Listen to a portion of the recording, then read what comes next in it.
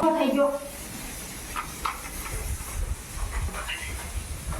આપણી જીભ હાલે છે અત્યારે પાણી પાણી 2 બરાબર આ અઠવાડિયું પૂરું થશે એટલે પાણી વિશે પૂરું અગાઉ પણ મેં તમને પાણીનું કીધું હતું કે પાણીના સ્ત્રોત કયા કયા હોય આપણને પાણી ક્યાંથી મળે બધાને ખબર છે કૂવામાંથી મળે હેન્ડપંપમાંથી મળે નળ મારફત આપણા ઘરે આવે પણ ક્યાંથી આવે શિયાળો ઉનાળો ચોમાસો આપણે ઋતુઓ પણ ભણેલા છે ચોમાસામાં વરસાદ આવે હવે અહીંયા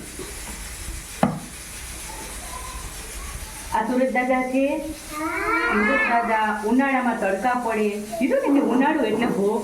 ને ખૂબ તડકા પડે આપણે કેવા કેવા ખોરાક ખાઈએ આપણે ઠંડા ઠંડા ખાઈએ હવે આઈસ્ક્રીમ ને શ્રીખંડ ને ચાલુ થવાનું ને હવે તડકા પડે સુરત દાદા બહુથી બહુ તાપ પડે એટલે શું થાય દરિયાનું પાણી ગરમ થાય મેં તમને એક વખત કીધું હતું જો આપણે કુકરમાં દાળ બફાય છે વરાળ નીકળે છે ને એમાંથી પાણી ગરમ થાય એટલે વરાળ થાય હાલો આ શું છે દરિયામાં પાણીની વરાળ થાય સુરત દાદા તપે એટલે દરિયામાં પાણીની વરાળ થાય આ બધી વરાળ છે વરાળ ઉપર જાય એટલે શું બને વાદળા બને આ બધા વાદળ છે એ ભાઈ અવાજ નહીં આરો મોટા બધા આંગળા કાઢ મોઢામાંથી આ બધા વાદળા એકઠા થઈ જાય ઉનાળાના 4 મહિના જાય 4 મહિના સુધી આકાશમાં પાણીના વાદળા પાણીનો સંગ્રહ કરે છે પછી આ બધા વાદળા ક્યારે વરસે ચોમાસામાં વચ્ચે જો વરસાદ પડે છે આ વીજળી થાય છે વરસાદ પડે છે વરસાદ ક્યાં પડે ઉપરથી પડે તો સીધું જમીનમાં આવે અત્યારે આપણે નદી સાવ સુકાયેલી છે વરસાદ આવશે એટલે બધું પાણી આવશે હવે જે વરસાદ છે ક્યાં આવે છે આ મેં તમને કીધું કે દરિયાનું પાણી ગરમ થાય છે તો વરાળ જો આને જો વરાળ મારફત આકાશમાં જાય છે વરાળ મારફત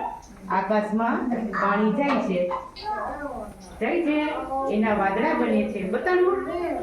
એમના વાદળા બને છે બની ગયા વાદળા હવે આ વાદળા જ્યારે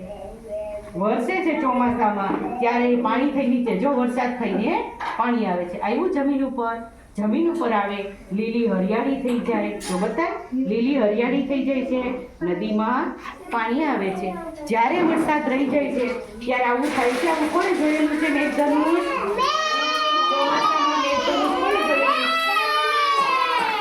આવા એટલા રંગો મેઘધનુષમાં અને મેઘધનુષ આપણને ચોમાસામાં જ દેખાય બરોબર હવે આ નદી થાય હવે નદીનું જે પાણી છે જ્યાં નદીનું પાણી એ પછી છેલ્લે ક્યાં જાય છે નદીનું પાણી છે ને જો જ્યાં નદીનું પાણી છે ક્યાં જાય છે જો